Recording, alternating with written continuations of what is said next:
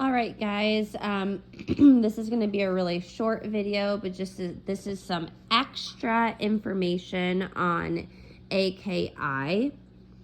So we were talking about the different stages, or should I say causes, of acute kidney injury.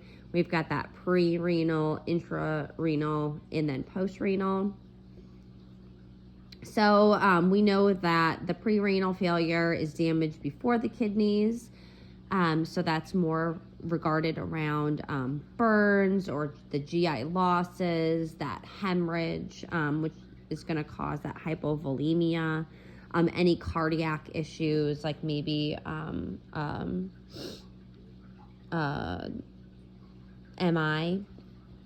And then that intrarenal, so that's going to be that damage in the kidneys. And I just wanted to talk about a little bit more about those nephrotoxic drugs. So we talked about that ibuprofen for that NSAIDs, and antibiotic therapy from that vancomycin. But I also want to talk about the IV contrast dye.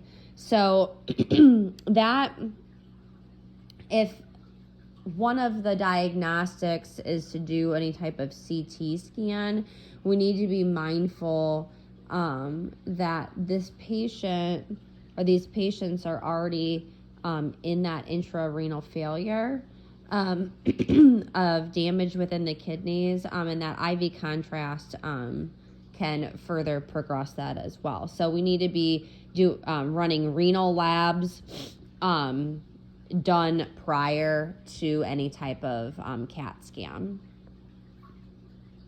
And then also the infections, that's damage to that kidneys, that intrarenal failure, that is that acute tuberous necrosis. And then that post-renal failure, that's the damage after the kidneys.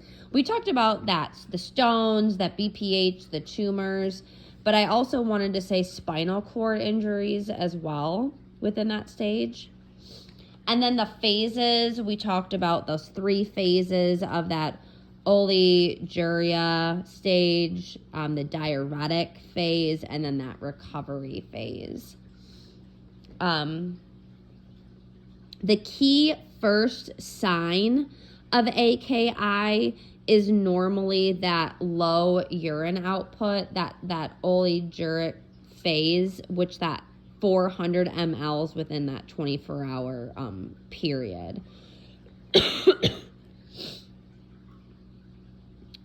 And again, we talked about that's going to cause the body to go into metabolic acidosis. We're going to be seeing that edema. We're going to be having that fluid volume excess, hyperkalemia, hyponatremia, some shortness of breath, with that Kussmaul respirations as well. We're going to need to be doing some strict INO and daily weights. Anytime anybody has hyperkalemia, which is over that 5.0 or 5.1 on the lab, we're going to be doing EKGs, and we're going to be watching those labs. So because that can definitely cause some cardiac dysrhythmias as well.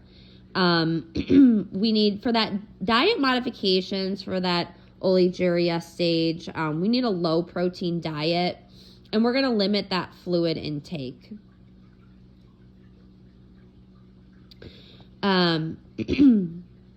Because we're already having a fluid volume excess, so we're already fluid volume overload. So we don't need to put any more in. We're not getting a lot out anyway, so if we're putting extra in, it's not, no more is going to come out. We're going to be having a high creatinine and a high BUN. Dialysis may need to be needed, like we talked about in the earlier video. We talked about that we might need to be doing some hemodialysis for that, and that would be a most effective way to help get that out. That might need to be needed until that kidney function returns. We could also see with that fluid volume excess, some distension of that jugular vein called JVD. And then that diuresis phase, typically the cause of that acute kidney injury is now corrected. So you're going to see that gradual increase in that urinary output. And so now we're into that 1 to 3 liters a day, all the way up to 5 liters a day of urine output. Because of this massive amount of urine output, this diuretic phase, we're going to have a lot of diluted urine with electrolytes, that sodium and that potassium. So we're going to need to monitor that patient for dehydration and hypokalemia, which is now that fluid volume deficit. So we're going to be looking for those neuro changes, the dry mucous membranes, that poor skin sugar. And then that renal, the recovery phase, we're going to see that increase in kidney function. So this is that recovery that can take up to 6 to 12 months. We're starting to get back to a normal state, but just keeping in mind that some patients may never recover and may develop into chronic kidney disease. I'll see you in the next video.